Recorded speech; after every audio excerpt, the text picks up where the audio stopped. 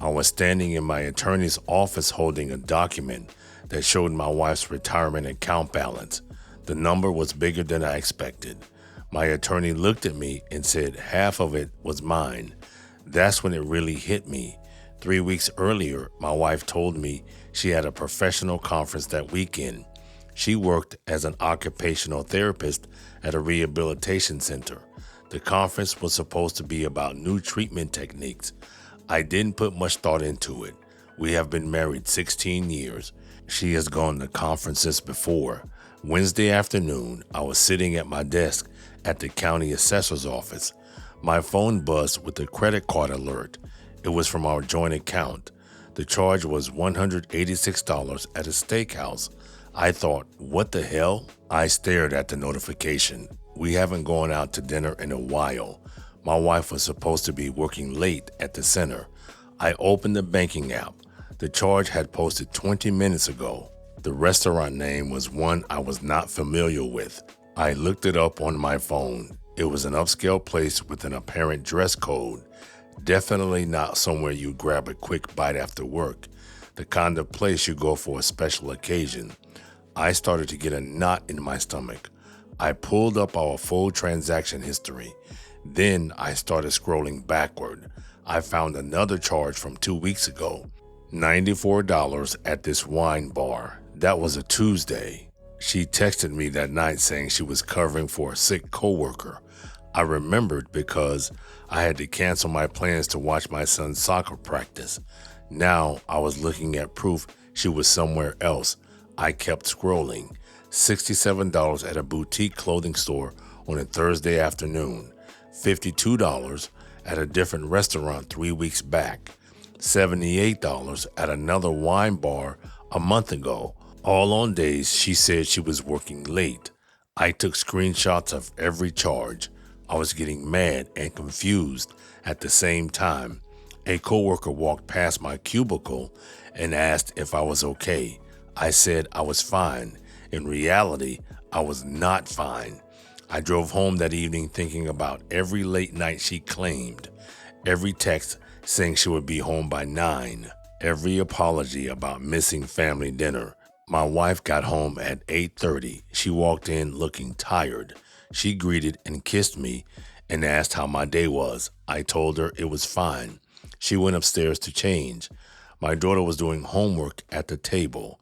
My son was upstairs playing video games. I wanted to confront her right then, but I needed more than credit card charges. She could explain those away. I needed strong proof. I didn't waste any time. Thursday morning, I called a private investigator. I found one and had a consultation. The investigator said he could start that afternoon. I gave him my wife's work address and card description.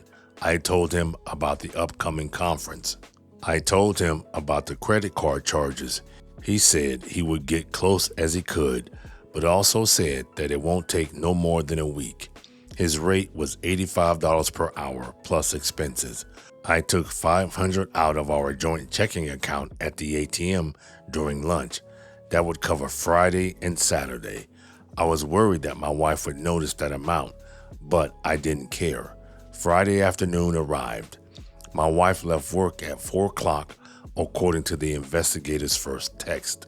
She drove home to pack an overnight bag. I was already home with the kids. She came downstairs at 5:30 with a small rolling suitcase. She was wearing her work scrubs still. She said the conference started with the dinner session. I told her to drive safe. She kissed me goodbye. I ordered from Pizza Hut after my wife left. We ate at the kitchen table. My daughter talked about volleyball practice. My son asked if he could download a new game. I kept checking my phone for updates from the investigator. The investigator texted me at 7:15 p.m. Subject arrived at the Hilton. Met male subject in lobby. Both carrying overnight bags. Moving to elevators now. I was loading the dishwasher when the text came through. My hand stopped moving. My daughter asked if I was going to finish. I told her I would in a minute. The investigator sent a photo at 7:47 p.m. It showed my wife walking into the hotel restaurant. A man in a button-down shirt was next to her. His hand was on the small of her back. She was wearing a black dress that I never saw her wear. I walked outside to the driveway. The neighbor's dog was barking at something. I could hear my son's video game controller clicking through the open window. I stood there looking at that photo for 5 minutes. I went back in and sat at the kitchen table. The mail stack next to me had bills I needed to pay. I couldn't focus on any of it. The investigator called me at 10:30 p.m. He said they finished dinner and gone back upstairs. He had photos of them entering a room on the 8th floor. The door number was visible in one shot. He asked if I wanted him to continue surveillance Saturday. I told him yes. My daughter was asleep by then. My son had finally turned off his game.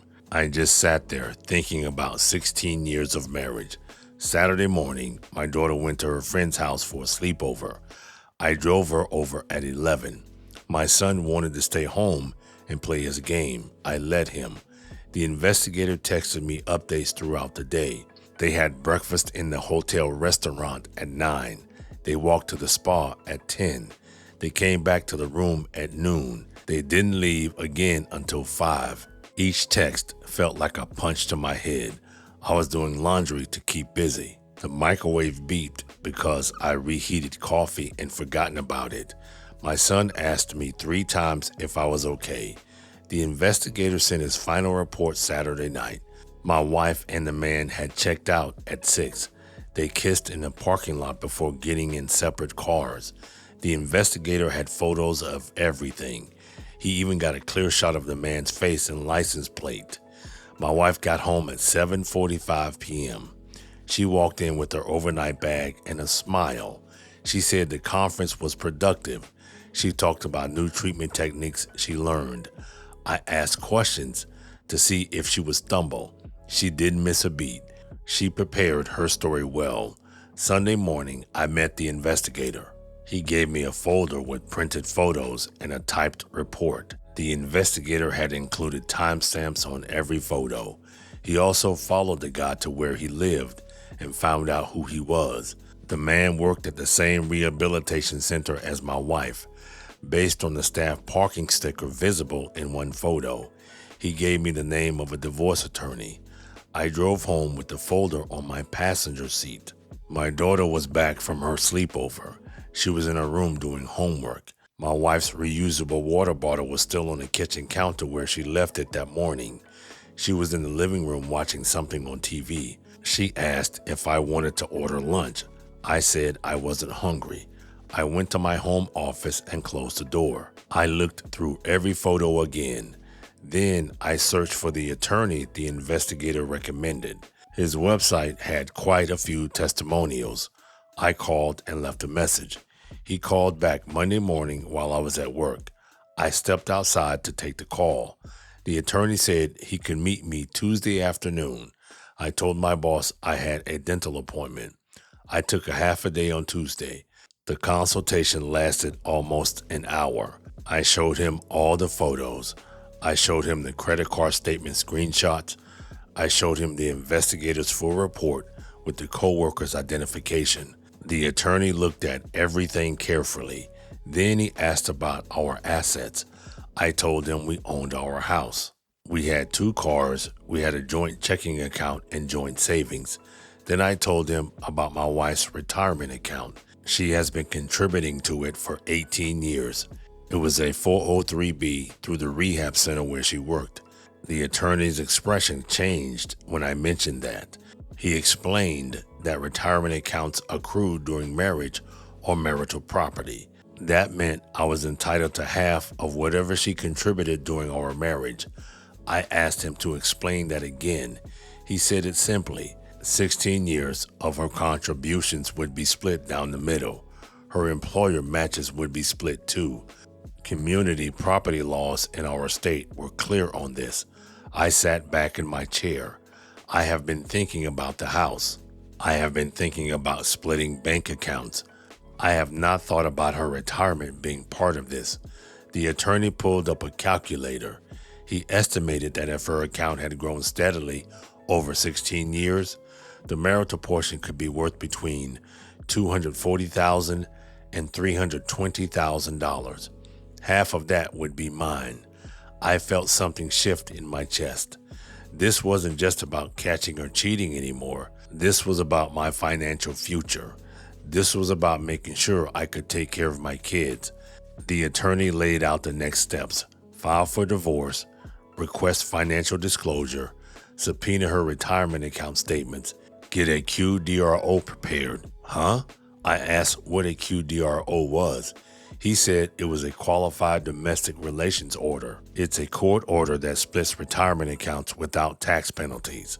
The court would order her retirement plan to pay my portion directly to my own retirement account. I hired him that day. He said he would have papers ready by Friday. I drove home feeling like I could finally breathe. I spent the rest of the week acting normal. My wife had no idea anything had changed. She went to work. She came home. She made dinner twice. She was careful with her phone now.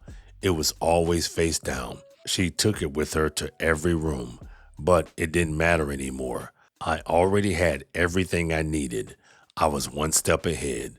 Friday afternoon, the process server delivered divorce papers to my wife at the rehab center. She called me 10 minutes later. She was crying and yelling at the same time. She asked how I could do this without talking to her first. I told her we could talk about the $186 steakhouse charge, or the $94 wine bar, or the hotel room with her coworker. Well, she got silent after that. Then she tried to deny it. I told her I had photos. She got silent again. Then she tried to apologize. She said it was a mistake. She said her coworker meant nothing. It was just something to do. She said she would end it immediately. I told her I had already filed for divorce. I told her about the QDRO. I told her she was about to lose half her retirement. Well, her tone changed after I mentioned her retirement. She asked what I meant. I explained community property laws. I explained that 16 years of contributions were marital assets. She had this befuddled look on her face when she got home that night. She said I couldn't do that. I showed her the attorney's paperwork. She read through it twice. She tried to argue that she was the one that earned that money. I reminded her about community property laws. I reminded her about 16 years of marriage. I reminded her about the couple spa package she enjoyed while I was home with our kids. She didn't have much to say after that. She moved into our guest room that night. I told our kids we were having problems. My daughter cried. My son asked if he did something wrong. I told them this was between their mother and me. I told them they were loved. I told them we would figure out the details. The next day, I looked up her coworker online using the information from the investigator's report. I knew he was married just by the investigator's report. I scoured TikTok and Instagram to look for his wife. I did not find her on TikTok, but I did find her on Instagram. I sent her a message with the photos the investigator had taken. I explained who I was. I told her I was sorry to be the one telling her. She called me an hour later. She was crying. She said she had no clue her husband was cheating on her. They have been married for almost 13 years. She thanked me for telling her. She said she had to figure out what she wanted to do. The divorce took 7 months. My wife tried to fight the retirement split. Her attorney argued she should keep it because she earned it through her career. My attorney shut that down with case law. The judge ordered financial disclosure in month 3. My wife's 403B statement showed $287,000. She contributed during all 16 years of our marriage. The marital portion was $268,000. My half came to $134,000. The QDRO was approved in month 6.